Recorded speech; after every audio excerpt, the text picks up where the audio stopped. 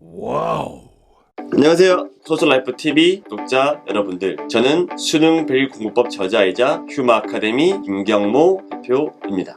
오늘 첫 시간은 여러분들에게 맞춤형 입시 전략 수립법을 알려드리고자 합니다. 여러분들 맞춤형 입시 전략에 대해서 많이 들어보셨죠? 하지만 정확하게 어떻게 전략을 수립해야 되는지, 어떻게 대학 홈페이지 들어가서 전형을 해석해야 되는지 등에 대해서 어려움이 있을 것이라고 생각이 됩니다. 그렇다면 수능 공부를 함에 있어서 왜 맞춤형 입시 전략이 중요할까요? 그냥 국어, 영어, 수학 공부 열심히 하면 되는 거 아니냐고 물어볼 수도 있을 겁니다. 하지만 결론부터 알려드리자면, 이제는 맞춤형 입시 전략 수립 없이는 공부 자체가 불가능한 상황이 되었습니다. 즉, 맞춤형 입시 전략 수립이 없이 공부를 한다는 것은 목적지와 내비게이션 없이 고속도로에 진입한 것과 같습니다. 그렇기 때문에 제가 여러분에게 맞춤형 입시 전략 수립에 대해서 알려드리고자 합니다. 한 예로, 제가 입시를 준비할 때 모의고사 성적이 완전 바닥이었는데 열심히 공부를 해서 서울대 합격할 만한 성적을 받은 여학생이 있었습니다. 하지만 그 학생은 서울대에 합격하지 못했습니다. 그 이유는 그 여학생이 한국사를 응시하지 않았기 때문이죠. 지금과 다르게 저희 때만 해도 한국사의 경우 서울대에서만 필수 과목을 지정을 했습니다. 근데 그 학생은 그걸 모르고 그냥 공부만 열심히 했기 때문에 아무리 수능 성적이 좋아도 한국사를 응시하지 않은 이유로 불합격을 했습니다.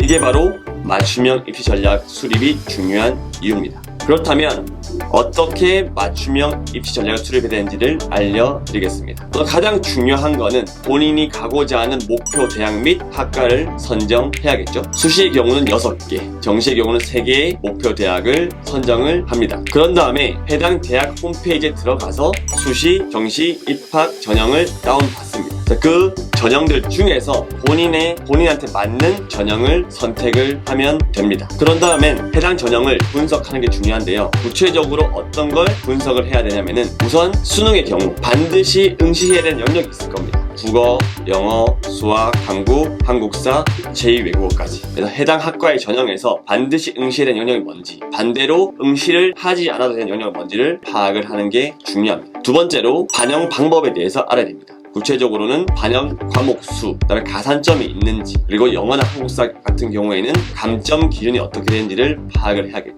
조금 더 세부적으로 보자면은 수시의 경우 최저 학력 기준이 있죠. 그래서 각 전형마다 최저 학력 기준이 어떻게 되는지, 기준의 합이 어떻게 되는지를 반드시 파악을 해야 돼요. 예를 들면 국어, 영어, 수학 합이 10 이내에 들어야 된다 라고 하면은 최소 국어 3, 영어 3, 수학 4가 나와야 된다는 결론이 나오겠죠. 두 번째로 정시의 경우는 과목별 반영 비율을 파악을 하셔야 됩니다. 예를 들면 국어, 영어, 수학 비율이 같고 탐구는 다른지, 아니면 과목별로 과목 비율이 어떻게 되는지. 예를 들면은 서울대의 경우 정시는 국어, 영어가 100, 수학이 120, 탐구는 50이거든요. 이런 반영 비율을 정확하게 파악을 하는 게 중요합니다. 이렇게 수시와 정시 전형의 전략을 조합을 해서 마지막으로 맞춤형 입시 전략을 완성을 해야 됩니다. 이때 중요한 포인트는 모든 전형의 합집합을 해야 된다는 거죠. 예를 들면 A 대학에서 국어와 영어만 보고 B 대학에서 국어, 영어, 수학, 탐구를 다 본다면은 그 학생의 입시 전략은 국어, 영어, 수학, 탐구 전 과목을 종합적으로 공부를 해야 된다는 결론이 나오겠죠. 반대로 다른 학생의 경우 C 대학에서 수학을 보고 D 대학에서 영어, 수학을 본다면 탐구를 제외한 국어, 영어, 수학 중심으로 공부를 해야 된다는 결론이 나옵니다. 이렇게 마지막으로 맞춤형 입시 전략을 완성을 하고 반드시 한글 파일 및 자필로 작성을 해서 최종본을 만드셔야 돼요. 왜냐하면은 맞춤형 입시 전략은 완성을 하고 끝나는 것이 아니라 매일 아침 공부를 하기 전에 목표를 보고 맞춤형 입시 전략을 확인한 후에 공부를 해야 되기 때문이죠. 그래야만이 올바른 방향으로 중심을 잡고 남은 100일 동안 공부를 할 수가 있습니다. 즉, 맞춤형 입시 전략을 수립한다는 것은 여러분들이 목표 대학에 진학하기 위해서 과목별로 우선순위를 수립해서 선택과 집중의 공부를 하게 하기 때문에 입시 공부의 시작이고, 여러분들이 수능 100일 공부를 하기 전에 반드시 완성을 하고 공부에 들어가야 된다는 이유입니다. 자, 그런데 제 설명만 듣고는 대부분의 학생들이 어떻게 맞춤형 입시 전략을 수립해야 되는지에 대해서 많은 어려움을 느낄 겁니다.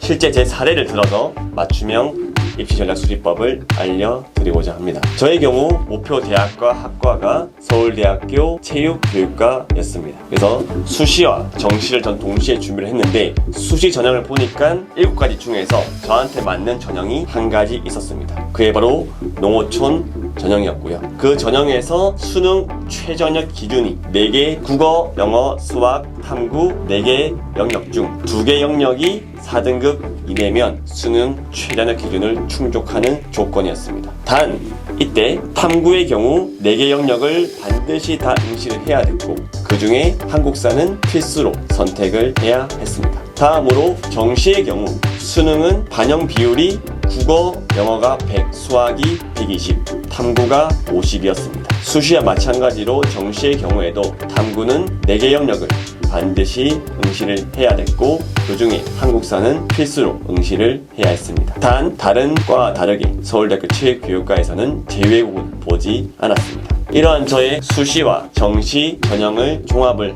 해보면 수학이 가장 중요하다는 걸 알 수 있겠죠. 그래서 수학을 가장 우선순위로 공부를 하고 그 다음에 국어, 마지막으로 탐구 순으로 공부를 해야 된다는 걸 알 수가 있습니다. 서울대학교 체육교육과이기 때문에 저의 목표는 전과목 1등급이었습니다. 이렇게 전략을 수립한 결과 저는 우선순위 중심으로 선택과 집중의 공부를 할 수 있게 되었습니다. 이상으로 맞춤형 입시 전략 수립법에 대해서 강의를 마치겠습니다. 다음 시간에 뵙겠습니다. 감사합니다.